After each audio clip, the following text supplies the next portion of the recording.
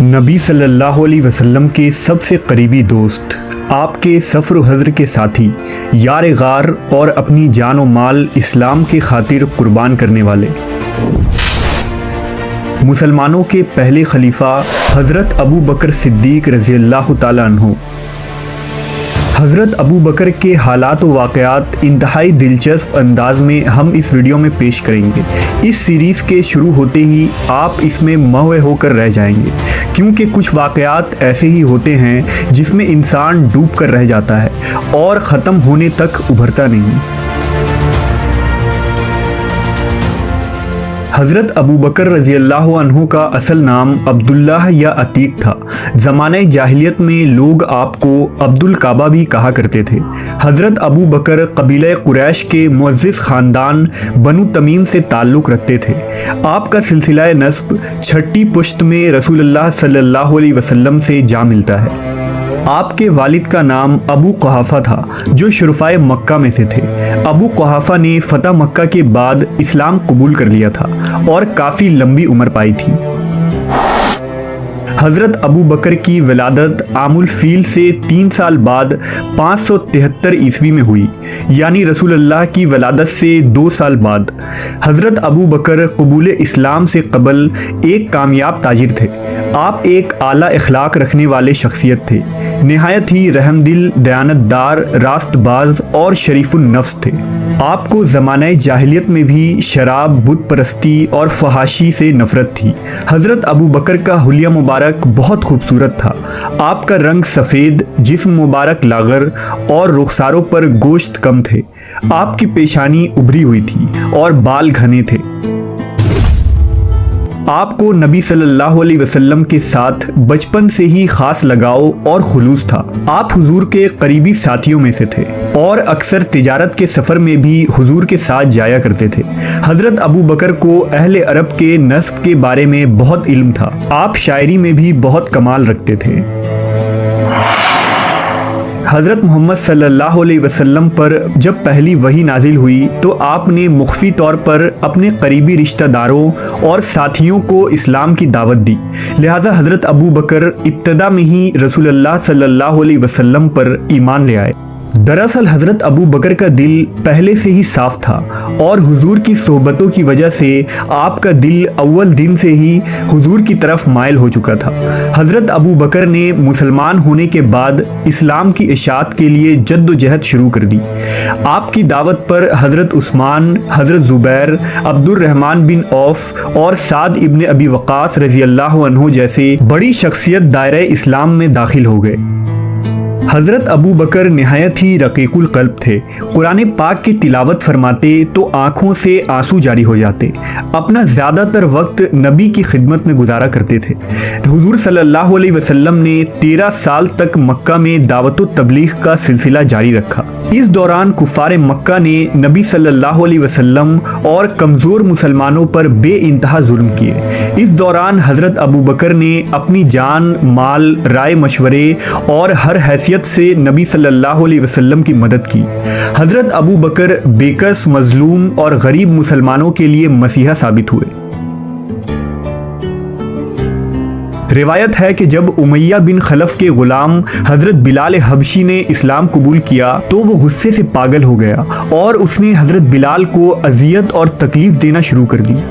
ایک دن امیہ نے آپ کو کڑی دھوپ میں لٹا دیا اور جسم پر بھاری پتھر رکھا۔ آپ کو کوڑے مارنے لگا۔ اہل مکہ بھیڑ لگائے کھڑے تھے اور تماشا دیکھ رہے تھے۔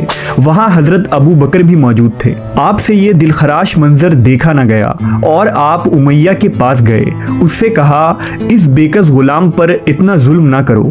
اگر وہ ایک خدا کی عبادت کرتا ہے تو اس میں تمہارا کیا نقصان ہے؟ امیہ نے کہا، اگر تم اس کالے غلام کے اتنے ہی ہمدرد ہو تو اس کو خرید کیوں نہیں لیتے؟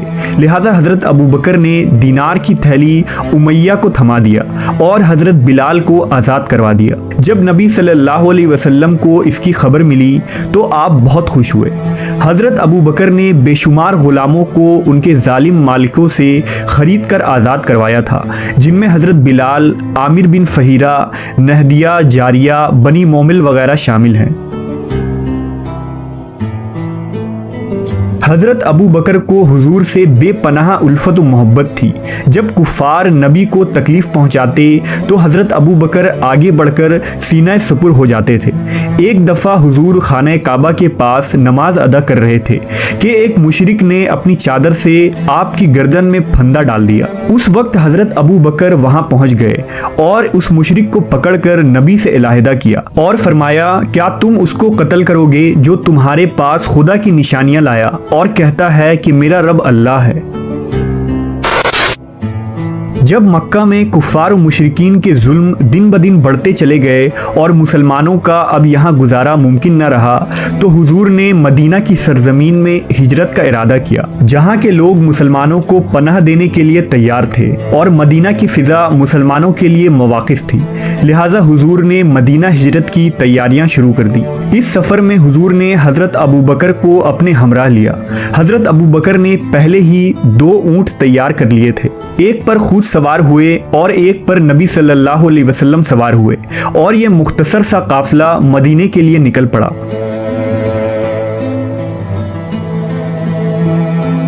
मक्का के सरहदों को पार करने के बाद आप गारे सूर के पास पहुंचे और यहां आराम करने के लिए दाखिल हुए। गारे सूर में हुजूर अकरम सल्लल्लाहु अलैहि वसल्लम अपने रफ़ीक और साथी के जानों पर सर रखकर सो गए।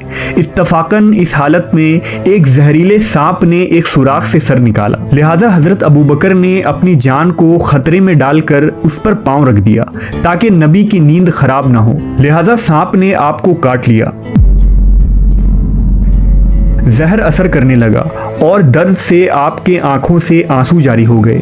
आंसू का एक कतरा ढलक कर हुजूर के चेहरे अनवर पर टपका, जिससे आप सल्लल्लाहु अलैहि वसल्लम बेदार हो गए। हुजूर ने उस वक्त उस जगह जहां सांप ने आपको काटा था लौब दहन लगाया और कुछ ही लम्हे में जहर का असर खत्म हो गया। इधर मक्का वालों को खबर हो गई कि हुजूर रातों रात हिजरत कर गए हैं। लिहाजा कुफ़ार ने यह ऐलान कर दिया, उन्हें पकड़कर लाने वालों को 100 ऊँटों का इनाम दिया जाएगा। लिहाजा मुशरिकीन ने मक्का के हर घाटी, जंगलात और पहाड़ों में तलाशी शुरू कर दी। मुशरिकीन के सिपाही तलाश करते हुए गारे सूर तक आ पहुंचे। जब हज़रत अबू बकर ने उनकी आने की आहट सुनी तो घबरा गए और बोले, अगर वो ज़रा भी आगे आएँ तो हमें देख लेंगे। इस पर नबी सल्लल्लाहु अलैहि वसल्लम ने फरमाया, मायूस ना हो, हम सिर्फ 2 नहीं हैं बल्कि एक तीसरा भी यानी अल्लाह हमारे साथ है। इस पर हज़रत अबू बकर को इत्मीनान हो गया। अल्लाह की कुदरत से गार के मुंह पर एक मकड़ी ने जाला बुन दिया और किनारे पर कबूतर ने अंडा दे दिया।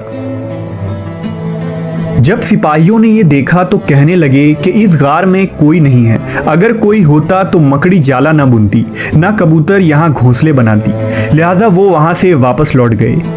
हुजूर अपने साथी हज़रत अबू बकर के साथ इस गार में 3 दिन और 3 रात मुकीम रहे और फिर आगे का सफ़र शुरू किया। रबीउल अव्वल नबूवत के 14वें साल आप सल्लल्लाहु अलैहि वसल्लम यार गार हज़रत अबू बकर के हमराह मदीना के करीब पहुँचे। मदीना वालों ने आपका इस्तकबाल किस तरह किया और मदीना की ज़िंदगी में हज़रत अबू बकर ने क्या खिदमात अंजाम दिए, हम इस वीडियो के अगले पार्ट में जानेंगे।